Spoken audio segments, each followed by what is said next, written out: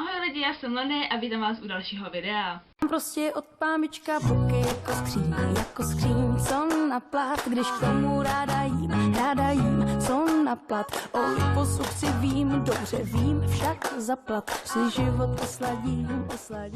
Dnes se s vámi chci bavit o tom, jaké byly, jsou a budou moje éry. Abych vám to vysvětlila, éra pro mě je určitá jakoby část mýho života, kdy mám ráda jednu konkrétní věc. Je to doba mýho života, kdy mám ráda jednu konkrétní věc a potom najednou za rok se probudím a mám ráda zase něco jiného. Možná to zní divně, možná nudně, ale zjistíte, že fakt u mě to je docela pestrý. Nechci se s váma bavit úplně o tom, že mám ráda třeba sladký nebo že mám ráda koně. To jsou takové mé lásky, které trvají prostě už hodně dlouho a které se většinou neměnějí. Ano, to je kůň, pokud to nedržím nějak opačně. Je to on. První moje éra začala, když mi bylo tak 9. To jsem strašně měla ráda seriál Arabella, prostě jsem ho milovala. Samozřejmě už předtím jsem měla ráda pohádky a takovéhle věci. Barbie filmy, to byla moje láska prostě. Ale fakt jsem měla jako éru Arabelu. Kdo nevíte, o co jde, tak o hodně přicházíte, nebo jste už přišli, protože teďka to nemám už ráda ani já. A je to romantický, strašně roztomilý, fakt, prostě jsou tam i moji oblíbený docela herci, i když znám jmenovitě asi jenom 3, ale to nevadí, ale prostě jsem to měla strašně ráda, fakt jsem na to koukala pořád dokola, to je fakt úplně psycho, a když něco mám ráda, tak já se držím pravidla, když už, tak už a mám to fakt ráda, takže třeba když je to film, tak to na to koukám pořád, když je to knížka, tak to čtu pořád a když je to nějaká činnost, tak to dělám pořád. Nemyslete na nic, vy prasáci. Druhá moje éra začala asi tak ve 13, ve 12, ve 13, možná ve 12 to ani neexistovalo, no nevím. To byla éra stmívání. Fakt, to byla opravdu nemoc, to byla horečka Twilight, protože fakt jsem na to koukala pořád a když jsem zjistila, jako nezjistila, ale když jsem si řekla tak a když filmy znám nazpaměť, tak si přečtu knížku. A ty knížky jsem nemohla sehnat, to si pamatuju doteď. Stáhla jsem si je v tabletu, to si pamatuju, fakt jsem prostě měla program na tabletu a takhle jsem si dočetla. A ten tablet měl fakt chyby, prostě písmena tam byly vynechaný a mně to bylo jedno, hlavně, že čtu prostě Twilight a že tam je ten Edward. A to jsem fakt úplně četla pořád. A já jsem věděla, že jsou knížky jakože fakt otáčíte stránky, ale fakt jsem si zatím spokojila s tím tabletem. A samozřejmě, že jsem od toho měla i pár věcí. Když vynechám to, že fakt už plagáty nemám, to dřív můj pokoj byl celý polepený, teďka za mnou vidíte hlavně koně, Lucii bílou, ok. Fakt dřív tady byly všude plagáty stmívání. Tam mám stěnu, to jsou skřínky a tak, a to bylo celý polepený stmíváním a který na mě Edward koukal jako když jsem spala. Vidíte, takový prasák.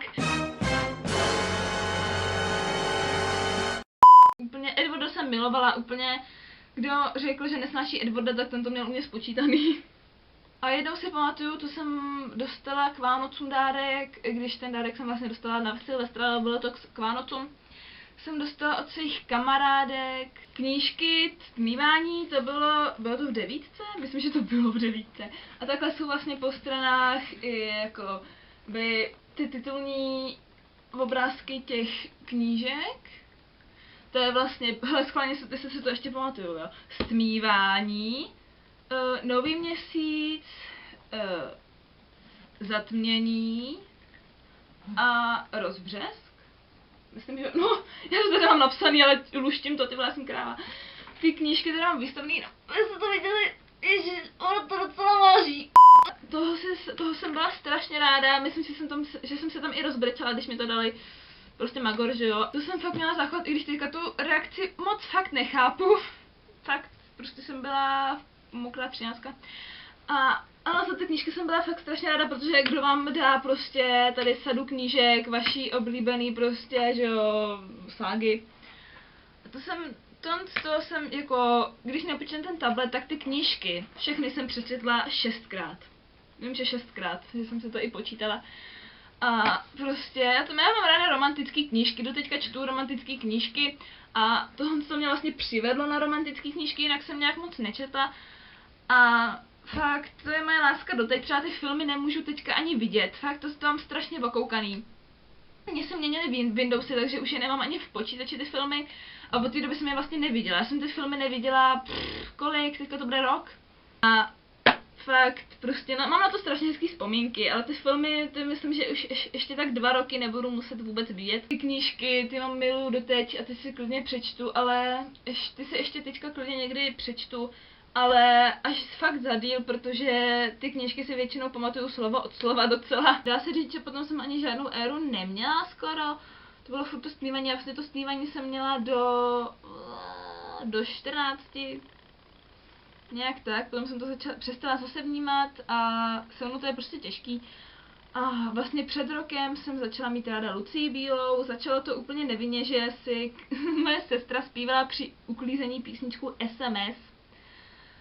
To jsem se začala pouštěla jsem si další její písničky a vlastně celý se to pořádně odstartovalo muzikálem Carmen, kde jsem našla prostě na internetu písničky z toho muzikálu, to jsem si pouštěla pořád dokola. A potom jsem našla video a jmenovalo se to trailer k muzikálu Carmen, tak mi došlo, že ten muzikál byl sfilmovaný, protože ten muzikál se přestal hrát v roce 2012.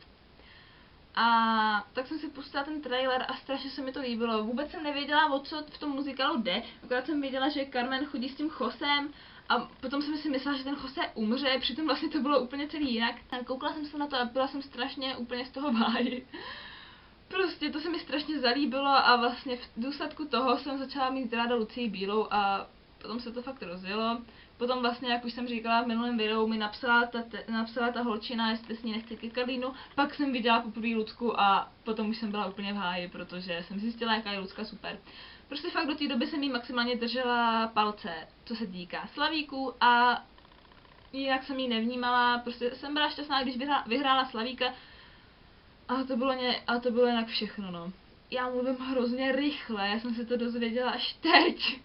A jinak musím říct, že s Luckou mám hodně věcí. Padla mi Carmen, to je docela lístek, který zrovna potřebuju. Když nepočítám lístky, z toho vlastně, ten sen už je propadlý a ten ty 2 ještě furt potřebuju, to je Carmen a Bílý Vánoce, to jsem fakt ráda, že to mám. Tak vlastně první věc, kterou jsem s Luckou měla, to bylo tohle CDčko Láska je láska. A to tady měla máma, to jsem jí vlastně trošku jako ukradla. Druhý bylo CDčko Mody, dobrý, není to originál, ale všechno si koupím, jenom počkejte trošku, ne? Don't hate me. Další věc bylo tohle, to jsou vlastně ty DVDčka, to můžete znát už z mých videí, to bylo vlastně z toho prvního setkání s Luckou. Ona nám ty DVDčka dala, jakože, dobře, a vlastně nám to podepsala, tady je ten podpis. A i jako strašně chytrá holka jsem si ten podpis přilepila izolepou, aby se mi to nesmilo. Tady mám potom letáček Carmen, to je když jsem byla, už ani nevím na jakém muzikálu, myslím, že na té Aidě, když jsem byla. To je takový prostě vzpomínkový, že ta Carmen vlastně se to může, že mám ráda Lucku. Au! Mě bolí záda úplně hrozně. Další věc bylo tohle, to je vlastně takový, jako je to jenom takhle. A je to vlastně takový ne jako plagát, prostě ne leták, prostě něco mezi tím. A to je vlastně na 50-50. To nám dala Lucka, když jsme za ní byli a je to strašně milý a strašně se mi to líbí. Jinak ta fotka se mi hodně líbí, ale ona říkala, že prostě ta fotka se jí nelíbí a že vyfotí jinou, tak Lucko, nedělej, co tam stojí, dobrá. Já jsem blbá, ještě předtím jsem vlastně měla tohle, držím to dobře, jo? Tohle CDčko, je to Aida a jiné klenoty, takhle to je. A jsou tam prostě písničky z různých muzikálů, to jsem si koupila, když jsem byla na Aidě, jo, fakt na Aidě, když jsem byla. A to mám fakt ráda, prostě vždycky u uklízení se to pouštím a je to strašně taková odreagovačka. Potom jsem si koupila tuhle knížku, je to vlastně Život je náhoda, je to druhý díl od Můj fantastický rok. Je to vlastně, jsou tam hlavně obrázky, já vím, ale prostě, jak jsem měla ty podzemní debky, tak to je prostě strašně úžasná antidebka věc. A k tomu bylo vlastně ještě DVDčko a u toho DVDčka jsem se fakt rozbrečela.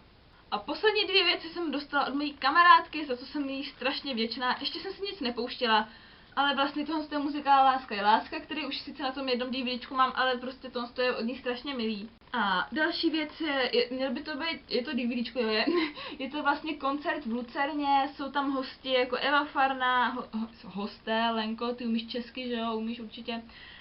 Eva Farná, Václav Noťbárta, Ondřej Soukup a ještě jsem se to nepouštěla, musel jsem se k tomu dokopat a strašně se mi to líbí a úplně jsem za to jsem strašně ráda, ještě to ani není otevřený. A samozřejmě ze mých 2 muzikálů, na kterých jsem zatím byla, mám tady Aidu a tady Addams Family. Addams Family jsem viděla už 3krát a musím říct, že to je strašná pecka. Ještě jsem vlastně zapomněla dodat, že z posledního setkání s Luckou mám tohle tílko, vy asi moc nevidíte ten potisk, ale já se tak nějak přizpůsobím, abyste ho viděli. Prostě je to fakt čistě kvůli tomu, že chci mít vzpomínku, asi takhle to moc nevidíte, OK, dávám tam obrázek. My daughter's getting married. I can't believe it's true. She doesn't ask her parents before she says I do. Jo, viděli jste to? Jo, díky. Není to tak, že bych chodila prostě po ulici a jo, viděla jsem se s Bílou. Ne, protože jsem na to chtěla. Já věřím tomu, že jednou si prostě tady přeberu ty věci, co od ní mám třeba autogramy, tady na to se podívám a strašně se usměvu a jo, to bylo tak super. Tak chci to mít i takovouhle památku. A na Asku jsem měla otázku, jako jaký tam mám citát a je tam teda napsaný... Víte, že to sama nevím, ne. Na světě nejsou nejdůležitější věci, ale okamžiky a já si každého z okamžiku s ní nesmírně vážím, takhle. Takže tak, prostě toho tělka si strašně moc vážím, ani se snažím se, aby se mi ani neušpinilo. Jednou, když jsem ho měla ve škole, tak jsem si kvůli tomu ani nedávala párek v rohlíku, protože jsem se bála, že by se mi umazalo od kečupu. Jo. Takže tak, to je ode mě asi všechno, doufám, že jsem vás moc nenudila, protože opravdu tady říkám vlastně věci z mýho života, tak do popisku vám dám Ask a Facebook, samozřejmě, že můj Facebook, ne, že bych tam dávala třeba moji mámu nebo moji ségru, ne, to fakt nehrozí. Mějte se hezky, děkuji za podporu, za zhlídnutí, nezapomeňte se nechat like, odběr, pokud to tam nemáš, tak tam okamžitě dej, aspoň kvůli ty mý mašličce. Mám vás ráda a papa!